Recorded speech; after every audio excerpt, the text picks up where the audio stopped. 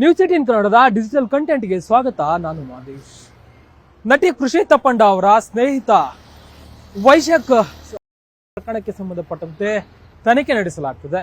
ತನಿಖೆ ಸಂದರ್ಭದಲ್ಲಿ ಏನೆಲ್ಲ ವಿಚಾರಗಳು ಪತ್ತೆಯಾಯಿತು, ಜೊತೆಗೆ ಕಾರಣ ಏನು, ಸಾಯೋದಕ್ಕೂ ಮುನ್ನ ಆತ ಕೊನೆಯದಾಗಿ ಯಾರಿಗೆ ಮೆಸೇಜ್ ಮಾಡಿದ್ದು, ಏನ್ ಮೆಸೇಜ್ ಮಾಡಿದ್ದ, ಜೊತೆಗೆ ಆತನ ಪರಿಸ್ಥಿತಿ ಏನಿತ್ತು ಅನ್ನೋದ್ರ ಬಗ್ಗೆ ನಾನು ನಿಮ್ಗೆ ಎಕ್ಸ್ಪ್ಲೇನ್ ಮಾಡ್ತಾ ಹೋಗ್ತೀನಿ. ಅದಕ್ಕೂ ಮುನ್ನ ನಮ್ಮ ನ್ಯೂಸ್ 18 ಕನ್ನಡದ ಯೂಟ್ಯೂಬ್ ಚಾನಲ್ ಅನ್ನ ನೀವು ಸಬ್ಸ್ಕ್ರೈಬ್ ಮಾಡಿಲ್ಲ ಅಂದ್ರೆ ಸಬ್ಸ್ಕ್ರೈಬ್ ಮಾಡಿ, ಲೈಕ್ ಮಾಡಿ ಹಾಗೂ ಶೇರ್ ಮಾಡಿ.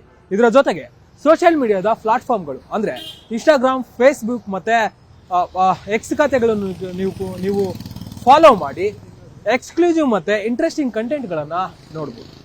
ಅಂದ್ರೆ ನಿನ್ನೆ ಸಂಜೆ ಕೃಷಿ ತಪ್ಪಂಡ ಅವ್ರಿಗೆ ಒಂದು ಮೆಸೇಜ್ ಬರುತ್ತೆ. ಮೆಸೇಜ್ ಬಂದಂತ ಸಂದರ್ಭದಲ್ಲಿ ಆತ ಅಂದ್ರೆ ಮಾಡ್ಕೊಂಡಿರುವಂತ ವೈಶಾಖ್, ನನಗೆ ಈ ಒಂದು ಡಿಪ್ರೆಷನ್ ಇಂದ ಇರೋಕೆ ಆಗ್ತಿಲ್ಲ, ನಾನು ಆತ್ಮಹತ್ಯೆ ಮಾಡ್ಕೊಳ್ತೇನೆ ಅಂತೇಳಿ ಆಕೆಗೆ ಮೆಸೇಜ್ ಮಾಡಿರ್ತಾರೆ.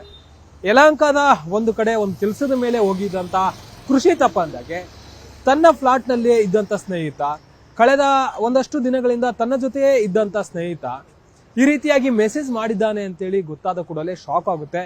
ಕೂಡಲೇ ವೈಶಾಖ್ಗೆ ಕರೆ ಮಾಡಿ, ಯಾವುದೇ ರೀತಿಯಾದಂತಹ ನಿರ್ಧಾರ ಕೈಗೊಳ್ಬೇಡ, ನಾನು ಕೂಡಲೇ ಬಂದು ಎಲ್ಲ ಸಮಾಧಾನ ಮಾಡ್ತೀನಿ, ಸರಿ ಹೋಗುತ್ತೆ, ಒಂದಷ್ಟು ದಿನ ಹೋಗ್ಲಿ, ದೇವಸ್ಥಾನಕ್ಕೆ ಹೋಗಿ ಸುತ್ತಾಡ್ಕೊಂಡು ಬರೋಣ ಅಂತ ಹೇಳಿ ಆಕೆ ಧೈರ್ಯ ಹೇಳ್ತಾಳೆ. ಆಕೆ ಫ್ಲಾಟ್ಗೂ ಕೂಡ ಯಲಹಂಕದಿಂದ ಅಲ್ಲಿಂದ ಬಿಡ್ತಾಳೆ. ಬಂದು ನೋಡೋಷ್ಟರಲ್ಲಿ ವೈಶಾಖ್ ಮಾಡ್ಕೊಂಡಿರ್ತಾನೆ. ಕೂಡಲೇ ಪೊಲೀಸರಿಗೆ ಕರೆ ಮಾಡಿ ಮಾಹಿತಿ ನೀಡುವಂತ ಕೆಲಸವನ್ನ ಕೃಷಿ ತಪ್ಪಂಡ ಮಾಡ್ತಾಳೆ. ಈ ವೈಶಾಖ್ ಯಾರು ಅನ್ನೋದಕ್ಕೆ ಸಂಬಂಧಪಟ್ಟಂತೆ ಪರಿಶೀಲನೆ ಮಾಡಿದಂತ ಸಂದರ್ಭದಲ್ಲಿ ಇದೇ ಕೃಷಿ ತಪ್ಪಂಡ ಅವರದು ಒಂದಷ್ಟು ತಿಂಗಳುಗಳ ಹಿಂದೆ AVR ಗ್ರೂಪ್ ನ ಮಾಲೀಕರಾದಂತ ಅರವಿಂದ್ ರೆಡ್ಡಿ ಹಾಗೂ ಇದೇ ಕೃಷಿ ತಪ್ಪಂಡ ಅವರ ಒಂದಷ್ಟು ಕೇಸ್ಗಳಾಗಿರುತ್ತೆ. ಆ ಒಂದು ಅರವಿಂದ್ ರೆಡ್ಡಿ ಅವರಿಗೆ ಇದೇ ವೈಶಾಖ್ ಏನಿರ್ತಾನೆ, ಇದೇ ಅರವಿಂದ್ ರೆಡ್ಡಿ ಮತ್ತೆ ಕೃಷಿ ತಪ್ಪಂಡ ಅವರ ಕೇಸ್ನ ವಿಚಾರಕ್ಕೆ ಸಂಬಂಧಪಟ್ಟಂತೆ ಪ್ರಕರಣವನ್ನ ವಾಪಸ್ ತಗೋಬೇಕು, ಅವ್ರ ವಿಚಾರಕ್ಕೆ ನೀನು ಬರಬಾರ್ದು ಅಂತೇಳಿ ಅನಾಮಧೇಯವಾಗಿ ತನ್ನ ಗ್ಯಾರೇಜ್ ಮೂಲಕ ಒಂದು ಪೋಸ್ಟ್ ಅನ್ನ ಮಾಡಿ ಬೆದರಿಕೆ ಹಾಕುವಂತ ಕೆಲಸವನ್ನ ಇದೇ ವೈಶಾಖ್ ಮಾಡಿರ್ತಾನೆ. ಆ ಒಂದು ಪ್ರಕರಣಕ್ಕೆ ಸಂಬಂಧಪಟ್ಟಂತೆ HL ಪೊಲೀಸ್ ಠಾಣೆಯಲ್ಲಿ ಈತನನ್ನ ಅರೆಸ್ಟ್ ಮಾಡಿ ಬಂಧನ ಮಾಡಿ ಜೈಲಿಗೆ ಕಳಿಸುವಂತ ಕೆಲಸ ಕೂಡ ಆಗಿರುತ್ತೆ. ಆ ಒಂದು ವಿಚಾರ ಆದ್ಮೇಲೆ ಈತನ ಕುಟುಂಬದಲ್ಲಿ ಸಾಕಷ್ಟು ಬಿರುಕುಗಳು ಕಂಡು ಬರುತ್ತೆ. ಅಂದ್ರೆ ವೈಶಾಖ್ ಜೈಲಿನಿಂದ ಬಂದ ಕೂಡಲೇ ಆಕೆಯ ಪತ್ನಿ ಜೊತೆ ಒಂದಷ್ಟು ಜಗಳಗಳಾಗುತ್ತೆ. ಮತ್ತೆ ಜಗಳಗಳಾದ್ಮೇಲೆ ತನ್ನ ಸ್ನೇಹಿತೆ ಕೃಷಿ ತಪ್ಪಂಡ ಅವರ ಮನೆಗೆ ಬರೋದಾಗಿರ್ಬೋದು, ಇಲ್ಲೇ ಉಳಿದುಕೊಳ್ಳುವಂತ ಕೆಲಸವನ್ನು ಕೂಡ ಆಗಾಗ ಇದೇ ವೈಶಾಖ್ ಮಾಡ್ತಿದ್ದ.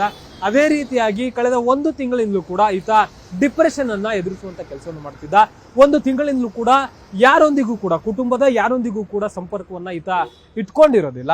ತಾನು ಕೃಷಿ ತಪ್ಪಂಡ ಅವರ ಫ್ಲಾಟ್ ನಲ್ಲೇ ಉಳ್ಕೊಂಡಿರ್ತಾನೆ. ಇಲ್ಲಿಂದನೇ ತನ್ನ ಕಚೇರಿಗೆ ಅಂದ್ರೆ ತಾನೊಂದು ಆಟೋಮೊಬೈಲ್ಸ್ ಕಚೇರಿಯನ್ನ ನಡೆಸಿರ್ತಾನೆ. ಅಲ್ಲಿಗೆ ಹೋಗಿ ಬರೋದನ್ನ ಈ ವೈಶಾಖ್ ಮಾಡ್ತಿರ್ತಾನೆ. ನಿನ್ನೆ ಏಕಾಏಕಿ ಈ ರೀತಿಯಾಗಿ ಕೆಲಸವನ್ನು ಮಾಡಿದ್ದಾನೆ. ಮತ್ತೆ ಮಾಡ್ಕೊಳ್ಳೋದಕ್ಕೂ ಮುನ್ನ ತನ್ನ ಸ್ನೇಹಿತಿಗೆ ತನ್ನ ನೋವನ್ನ ಹೇಳಿಕೊಳ್ಳುವಂತ ಕೆಲಸವನ್ನು ಮಾಡಿದ್ದಾನೆ. ಇದರ ಜೊತೆಗೆ 1 ತಿಂಗಳಿಂದಲೂ ಕೂಡ ಕುಟುಂಬದ ಯಾರ ಸಂಪರ್ಕಕ್ಕೂ ಹೋಗದ ಈತ ಕೊನೆ ಸಾಯೋದಕ್ಕೂ ಮುನ್ನ ತನ್ನ ಮಗನನ್ನ ನೆನ್ಪು ಮಾಡ್ಕೊಂಡು, ಮಗ ಹೇಗಿದ್ದಾನೆ, ನನ್ನ ತಂದೆ ಹೇಗಿದ್ದಾನೆ ಅಂತೇಳಿ ಪತ್ನಿಗೆ ಮೆಸೇಜ್ ಮಾಡಿ ವಿಚಾರಣೆ ಮಾಡುವಂತ ಕೆಲಸವನ್ನು ಮಾಡಿದ್ದಾನೆ.